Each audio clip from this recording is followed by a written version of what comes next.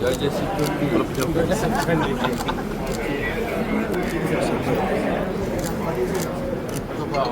মিটিংয়ে মিলে বলতে পারে না।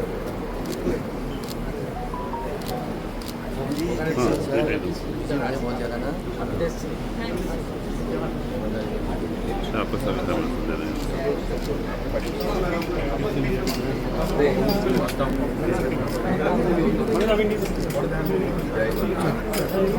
सर कभी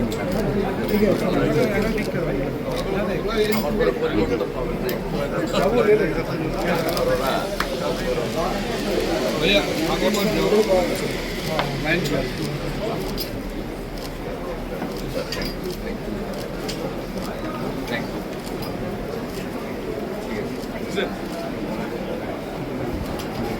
पानी पिया देखो मेरा ले लीजिए ना ले लिया पानी पिया पानी दाना नहीं है ना आप इधर हो गए कि सीधे आनंद सब खेला पीनी भी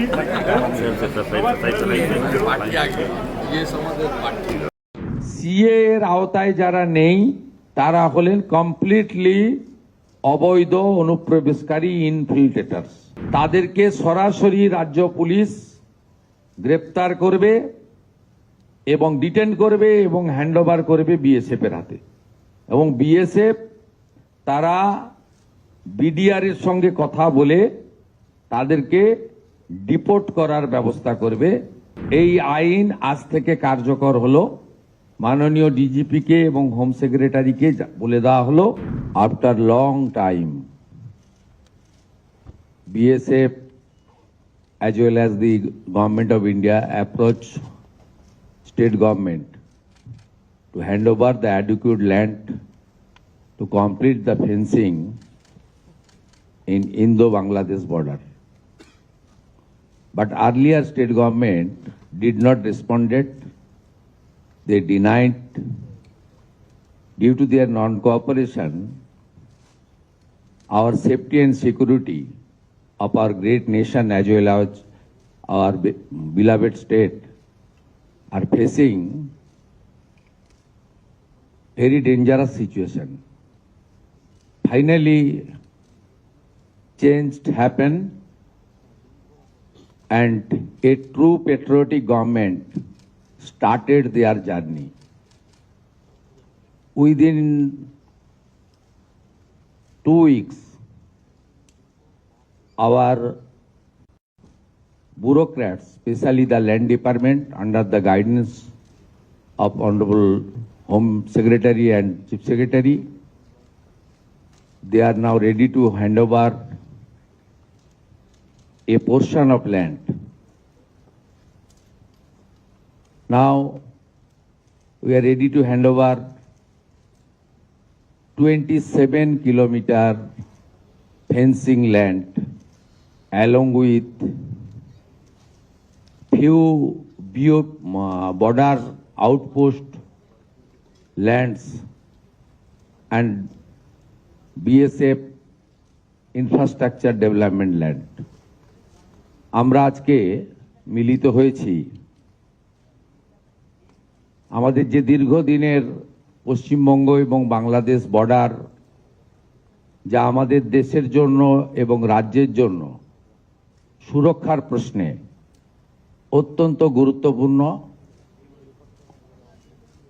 আমাদের এই রাজ্যে এবং দেশে নানা জায়গায় যে ধরনের দেশবিরোধী কাজ, আইন শৃঙ্খলা জনিত অপরাধ, লাভ জেহাদ, ল্যান্ড জেহাদ,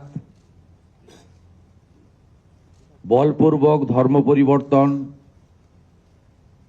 এবং বিশেষ করে আমাদের নারী নিরাপত্তা, শিশু কন্যাদের নিরাপত্তার প্রশ্নে যে ধরনের অসামাজিক কাজকর্ম আমরা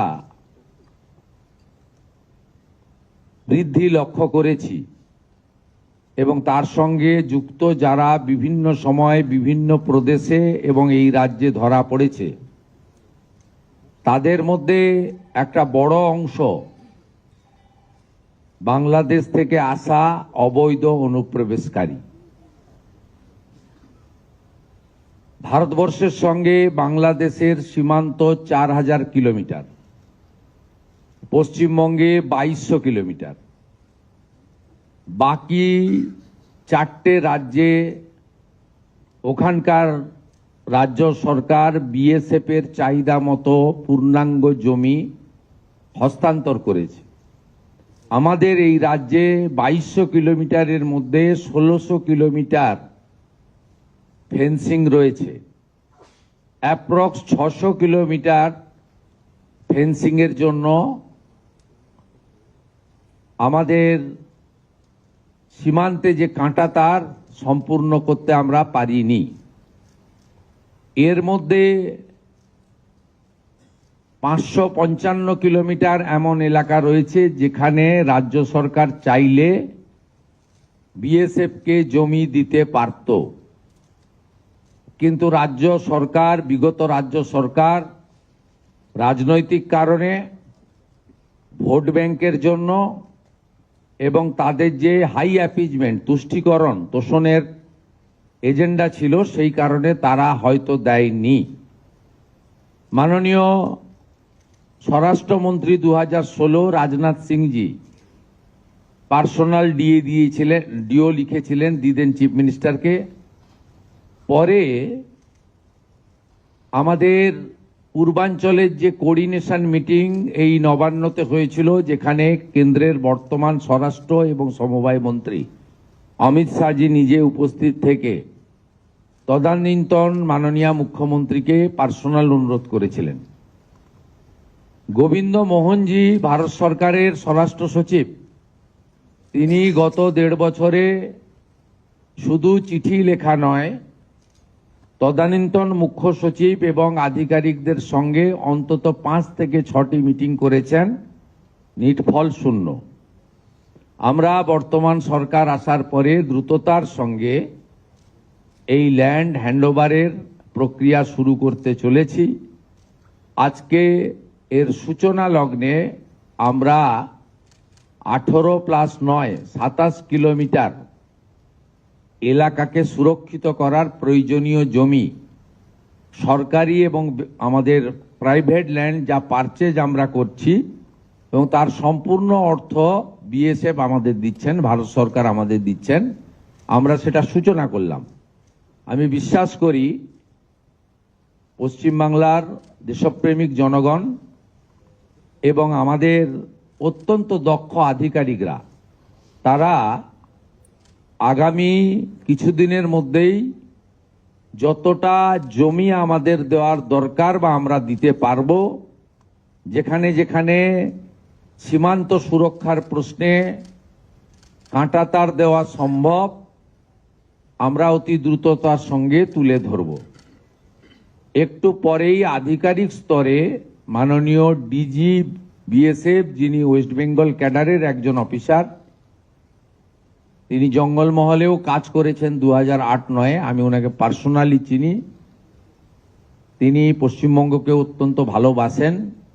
তাকে আধিকারিকরা জমি হ্যান্ডওভার করবেন। আপনাদের মাধ্যমে পশ্চিমবাংলার দেশপ্রেমিক রাষ্ট্রবাদী জনগণ এবং মুখ্যমন্ত্রী হিসেবে আমি এবং অন্যান্য আধিকারিকরা, অন্যান্য বিএসএফ এর অফিসিয়ালরা, আমরা এই গুরুত্বপূর্ণ সন্ধিক্ষণে এই হ্যান্ডওভারের সাক্ষী হিসেবে থাকব।